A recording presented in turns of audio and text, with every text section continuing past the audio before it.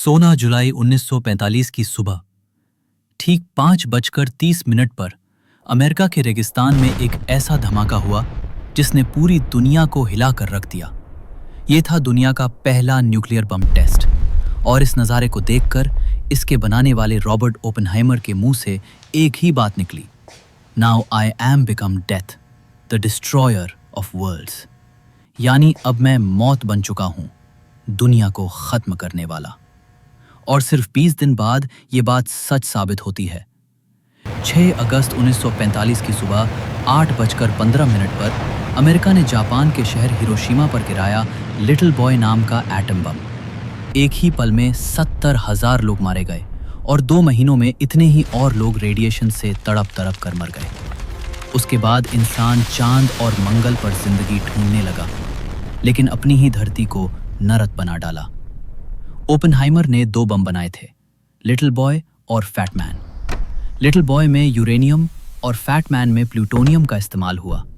इनमें खास आइसोटोप्स थे, यूरेनियम 233 और प्लूटोनियम 233, जो न्यूक्लियर फिशन में इस्तेमाल होते हैं। ये आइसोटोप्स न्यूट्रॉन पकड़ते हैं और एटम को तोड़कर जबरदस्त एनर्जी निकालते हैं।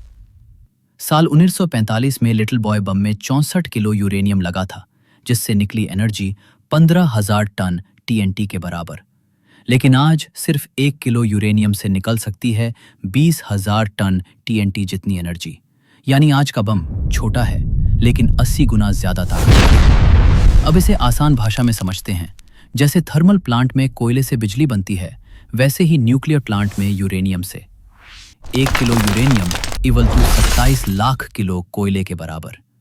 क्योंकि जब यूरेनियम का एटम टूटता है, न्यूक्लियर फिशन, तो वो एनर्जी और 3 नए न्यूट्रॉन्स छोड़ता है, जो आगे और एटम्स को तोड़ते हैं। एक खतरनाक चेन रिएक्शन शुरू हो जाती है।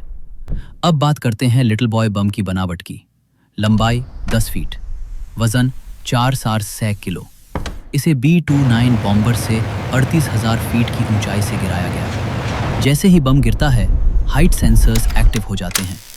1900 फीट की ऊंचाई पर एक स्पार्क पैदा होता है, जो कोरोडाइट पाउडर को जलाता है। इससे एक टंगस्टन डिस्क तेजी से आगे बढ़ती है और यूरेनियम के 2 टुकड़ों को क्रिटिकल मास में जोड़ देती है।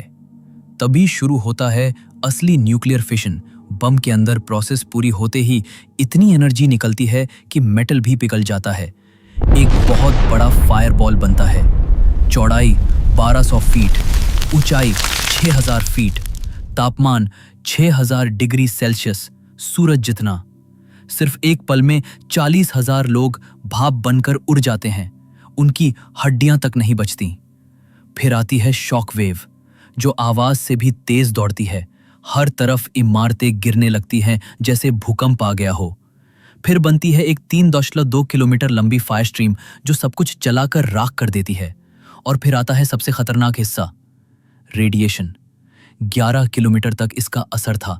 लोगों की त्वचा जलने लगी, कई लोग तिल कर मरे और जिंदा बचे लोगों की नस्लों तक असर पहुंचा। इस एक बम से करीब 2 लाख लोग मारे गए और आज भी हिरोशिमा और नागासाकी में उस बम के निशान देखे जा सकते हैं। ये तस्वीरें आज भी उस मानवता की तबाही की गवाही देती हैं। ओपेनहाइमर को अपने बनाए बम पर बहुत पछतावा था। उन्होंने कई बार न्यूक्लियर वेपन्स को बैन कराने की कोशिश की, पर सफल न हो सके। अब सवाल ये है, ओपेनहाइमर हीरो था या विलन? 1 किलो यूरेनियम की कीमत है $70 लाख। फिर भी आज दुनिया में 12,500 से ज्यादा न्यूक्लियर बॉम्ब्स मौजूद हैं और 10 से ज्यादा देशों के पास ये हथियार हैं।